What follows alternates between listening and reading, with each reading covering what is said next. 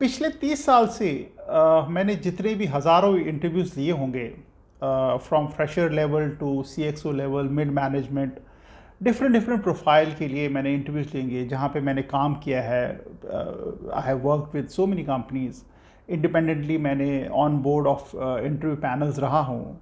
IIMs IITs के मैंने काफ़ी सारे इंटरव्यूज़ लिए हैं। तो एक जो मेरे को निकल के आई है बात, जो सारे इंटरव्यूज़ जितने भी एक्सपीरियंस मैंने किया हुआ है, कहीं ना कहीं पे जो लोग होते हैं जो इंटरव्यूज़ के लिए आते हैं, वो प्रिपरेशन बिफोर द इंटरव्यू की उनकी होती नहीं है।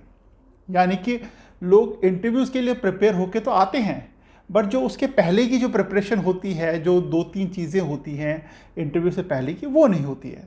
तो आज मैं आप लोगों को वो चीज़ बताऊंगा कि इंटरव्यू या किसी जॉब को अप्लाई करने से पहले कौन सी 3 चीज़ों का ध्यान रखना है और उनकी तैयारी कैसे करनी है।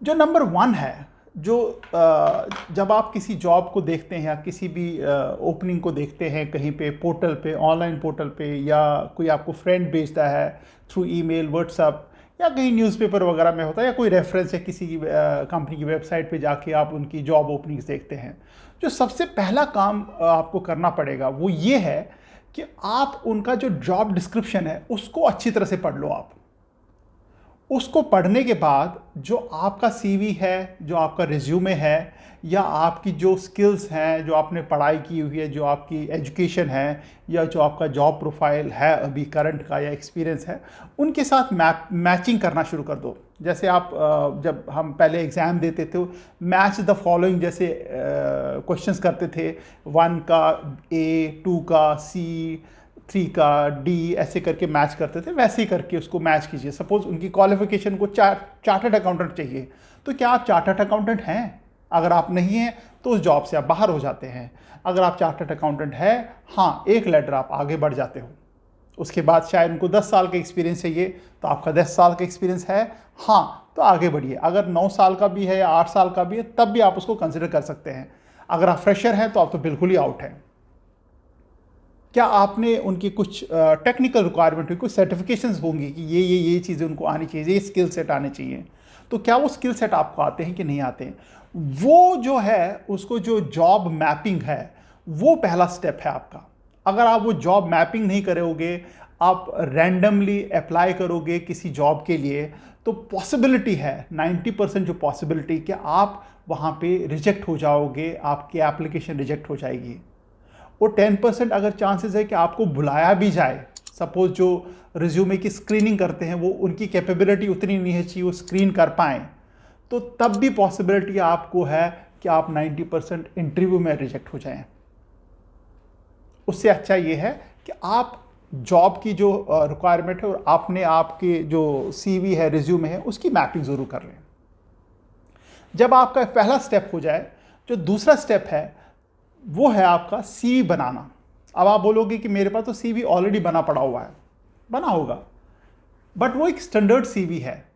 स्टैंडर्ड सीवी का मतलब ये होता है कि आपने अपनी जितनी भी कैपेबिलिटीज़ हैं, एजुकेशन है, नंबर ऑफ जॉब्स आपने की हुई है, या फ्रेशर हैं, या स्कूल टाइम में जो आपकी अचीवमेंट्स हैं वो आपने मेंशन की हुई हैं। बट बहुत सारी जॉब्स की जब रिक्वायरमेंट होती है तो उसको उसके लिए टेलर मेड सीवी किया जाता है। यानी कि अगर मान लीजिए किसी को कोई एक्स सर्टिफिकेशन चाहिए और आपने वो एक्स सर्टिफिकेशन करा हुआ है, बट सीवी में कहीं छुपी हुई हो चीज़, तो उसको उभारिए, उसको टॉप पे लाइए, उसको कहीं ऐसी जगह रखिए ताकि वो सीवी में पहली नज़र में आ जाए। सपोज उनको कोई ऐसी क्वालिफिकेशन चाहिए जो आपके पास है, उसको सीवी में उभार के रखिए कहीं ना कहीं, कोई छुपी लुपकी छुपी ना हो, 3rd 4th 5th पेज में ना हो। तो उस हिसाब से आप अपना सीवी बनाइए। सीवी में कोई गलत इंफॉर्मेशन बिल्कुल मत डालना, क्योंकि आपकी गलत इंफॉर्मेशन आपको काफ़ी एम्बैरस कर सकती है जब आप इंटरव्यू के लिए जाओगे। तो इंप्रेशन आप तो ख़राब होगा ही होगा, जॉब भी चली जाएगी, जॉब भी नहीं मिलेगी, बट आपका जो एम्बैरसमेंट होगा वो अलग से होगा। इसलिए जो भी सीवी है, जो भी जॉब रिक्वायरमेंट है, अकॉर्डिंगली उसको बना लीजिए, कोई उसमें गलत बात नहीं है, as long as you are honest as far as your CV is concern. तीसरी जो चीज़ ये है वो ये है, जो I would say 95% of the जो कैंडिडेट्स इंटरव्यूज़ के लिए आते हैं उन्होंने करी ही नहीं होती है। वो होता है कि आप जिस कंपनी में अप्लाई कर रहे हैं उसके बारे में कितना जानते हैं, how much you know about that company. Suppose आप रिलायंस में जाते हैं या IBM में जाते हैं या फेसबुक में इंटरव्यू के लिए जाते हैं, तो आप कितना जानते हैं उस कंपनी के बारे में। जब जानने की बात करता हूं तो उसका मतलब ये नहीं है कि उनका सिर्फ एक प्रोडक्ट पता है कि हाँ वो एजुकेशन में है या उनका फलाने ब्रांड का तेल बेचते हैं या साबुन बेचते हैं, नहीं, उसकी बात नहीं कर रहा हूँ मैं। उसके एंटायर 360 डिग्री व्यूज़ की बात कर रहा हूँ कि उनके क्लाइंट कौन से हैं, कस्टमर बेस कैसा है, प्रोडक्ट लाइन कैसी है, कितने एम्प्लॉय काम करते हैं, क्या टॉप लाइन है, पिछले 3 साल से कितना रेवेन्यू है उनका, मार्केट में रेपुटेशन कैसी है। इवन आप एम्प्लॉय का फीडबैक भी पता कर सकते हैं कि एम्प्लॉय अपने एम्प्लॉयर या कंपनी के बारे में क्या सोचते हैं या उसके बारे में क्या ओपिनियन रखते हैं। जैसे ग्लासडोर जैसी कंपनी जो है, ऑनलाइन जो कंपनी है, वो उसके ऊपर उन कंपनीज़ के रिव्यूज़ होते ही हैं कि उसके एम्प्लॉय उसके बारे में क्या सोचते हैं। इवन आप जो वेंडर होते हैं या जो उनके साथ काम करते हैं, उनका भी फीडबैक कहीं ना कहीं आपको ऑनलाइन मिल जाता है।